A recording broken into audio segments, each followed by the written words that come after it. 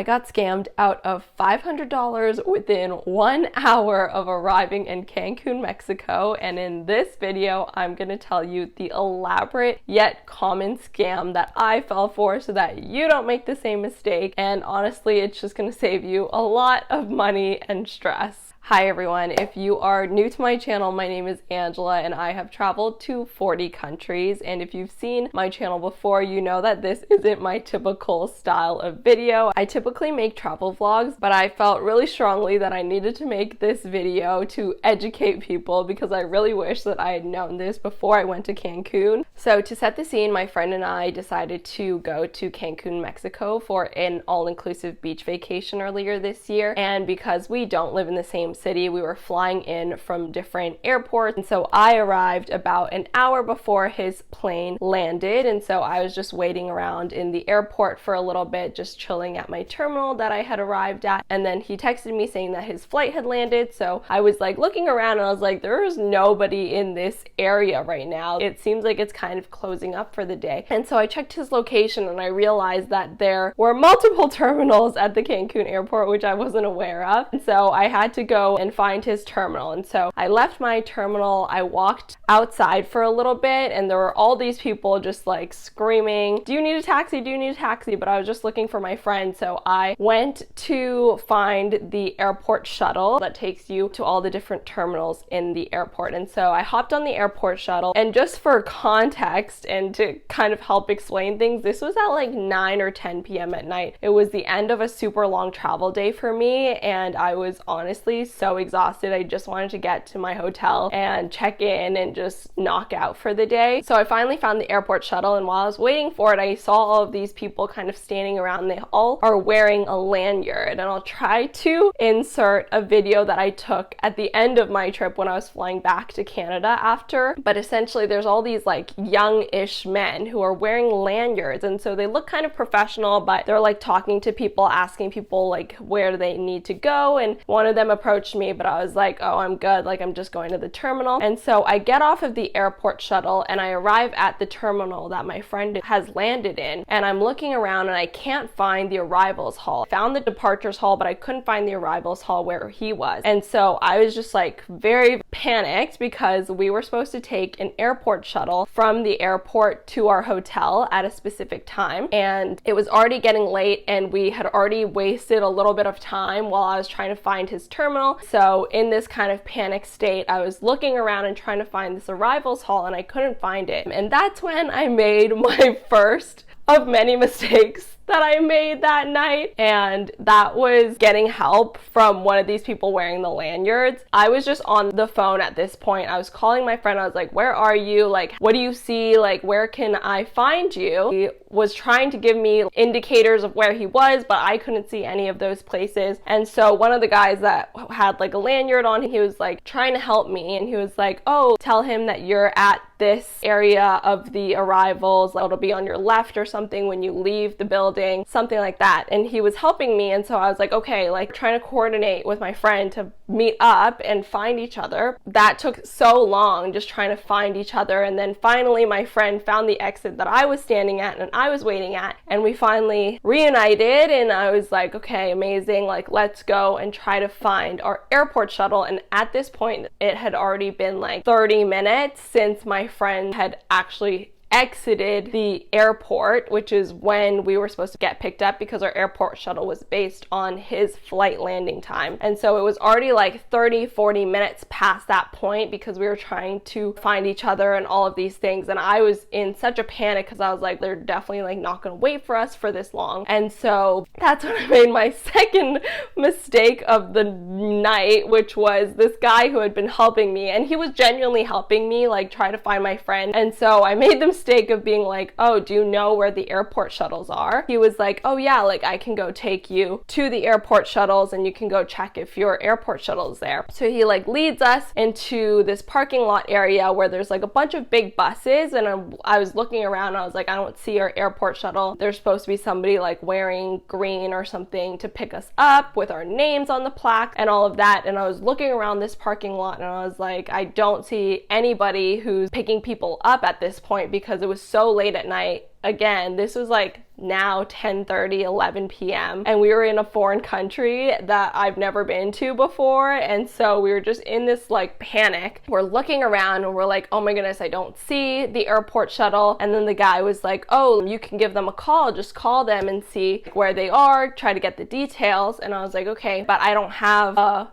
phone that works here in Mexico because I had an eSIM but I didn't have calling with it. And so he was like, oh, you can just use my phone. And so I pull up the email with all of my details of the airport shuttle on it, and there's like a confirmation code. So the guy who was helping us, he like offers to let us use his phone, and he's like, what's the number? And he like types it in, and then he goes on the phone and he starts talking to them in Spanish, and he's trying to figure things out for me. That's what I thought he was doing. He asked me for my reference number and all of these things that I had to look for. And so it felt very official at the time. And then he handed the phone to me and he was like, oh, they can speak to you about like what your options are right now. And I was like, okay. So I get the phone and the guy is like, oh, I'm part of the operating people for the airport transfers. I just wanted to let you know that the time was already passed. So we thought you left. And so we have already left. And right now your only option, you can either wait for the next transfer, which is going to be in 2.5 hours, or you can just take a taxi and we'll refund it. Obviously my in the moment reaction was, I'm not going to wait 2.5 hours. It's 11 p.m. at night at this point. And so I was like, okay, so how do I do that? And he was like, just like take a taxi and make sure you get a receipt, and then the next day in the morning we're going to have a booth set up at your hotel every single day. So just bring your receipt when you get there and we'll give you a reimbursement when you arrive. And so I was like, okay, that sounds like a great option. Let's do that. And so I get off the phone with this guy and I was like, okay, like where can I find a taxi? Another mistake I made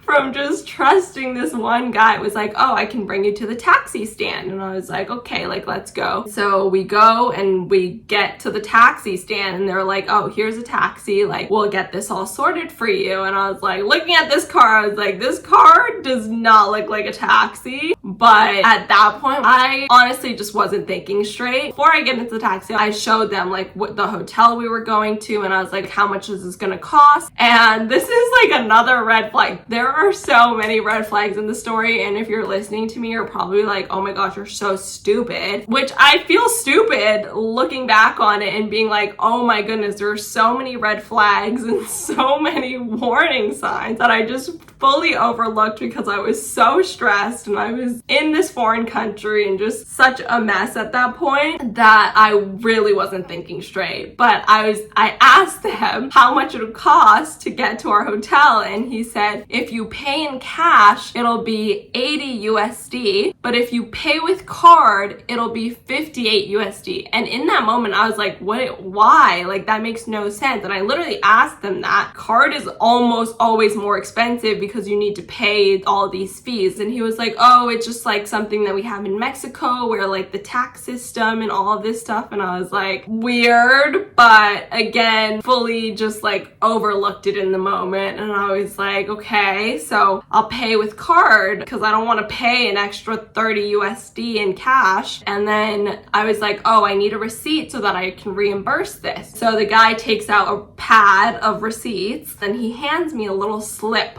of receipt. I'll put it here. I have a photo of it because this photo haunted me for many, many months. Sorry, my audio keeps cutting in and out of this mic. Anyways, as I was saying, so he gives me this like receipt paper and I took a picture of it just so that I had it, and it says $58 USD written in handwriting, and I was like, okay, like hopefully this is good enough. So he has like a little pocket payment machine and he types in 58 USD and he shows it to me and he takes it back, and I gave him my Amex card and he was like fussing around with this machine for a while, and I was like, okay, like why is this taking so long? And he was like, oh, sorry, like your Amex isn't working. And he was like, do you have another card that we can try? So I gave him another credit card that I had, and I was like, okay, like try this one. And so he tries it. At that point, I was like, this guy is like really sketchy. He like fussed around for a while, like trying different things, and then finally it went through. We're in the car and I was looking at my friend this whole time like, this is super suspicious, but like I'm just praying that we get to our hotel at this point, because I was like, this does not feel right. And so we're in the car, we start driving, and I'm tracking my location on Google Maps, like making sure that we're headed the right direction to our hotel. And this driver like seemed pretty chill. He was like chatting with us for a little bit, and I'm talking to my friend like in Chinese so that this guy doesn't understand us, and I'm like, what do you think is going on? And he was like, I don't know, like it doesn't feel right, but we're just praying that we get to our hotel safe and in one piece, and that they don't rob us at this point. And then on the route, I pull up my bank app because I knew this whole situation was feeling super sketchy, and I look at my Visa credit card statement, and the charge that comes up is not for $58 USD, it's for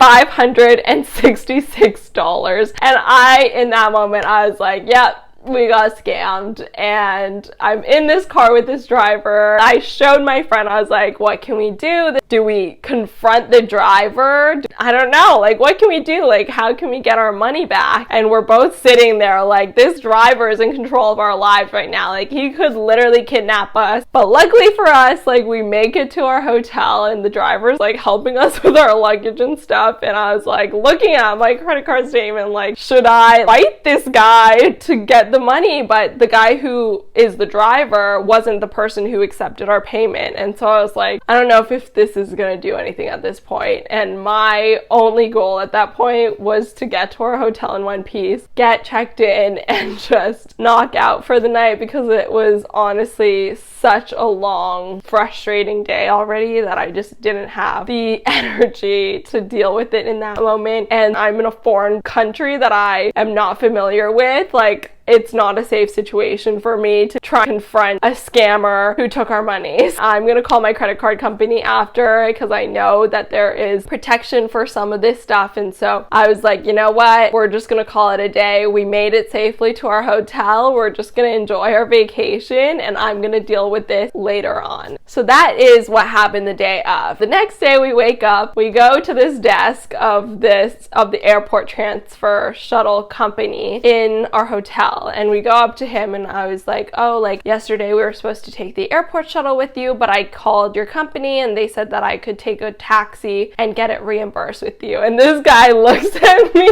and in 1 second is like, who called? Who put in the phone call? And in that second, I knew that this was part of a whole elaborate scam, because this guy was like, people at the airport are very, very smart, and they scam tourists like this every single day, so don't feel bad. But essentially what happened was, the guy that you were talking to, who was helping you the whole time, he calls a different person on the phone, he talks to them, sets up the scam, and then passes the phone to you to give you the two options. My guys were there at the airport waiting for you, and would have figured it out if you had called the real number. And in that moment, I just felt so freaking defeated. I was like, oh my goodness, I'm so stupid. But also, like, this is such an elaborate tourist scam that these people do every single day, and they're good at their craft. Like, they are experts at scamming. So as dumb as I felt, they wouldn't be doing this if they couldn't get away with it, you know? And so in that moment, he was like, yeah, like this is a really common tourist scam. They literally call some random person and put you on the phone with them, and then they put you on a taxi, and that's how they get their money. So now I was not gonna get a reimbursement from these people for the taxi that I took, and I needed to deal with all of the charges from my credit card company as well, which ended up taking many, many months to figure out, because essentially I filed a dispute with my credit card against the merchant, which are the scammers in this case, and the only proof that I had was that piece of paper that showed that it was supposed to be a $58 USD charge and not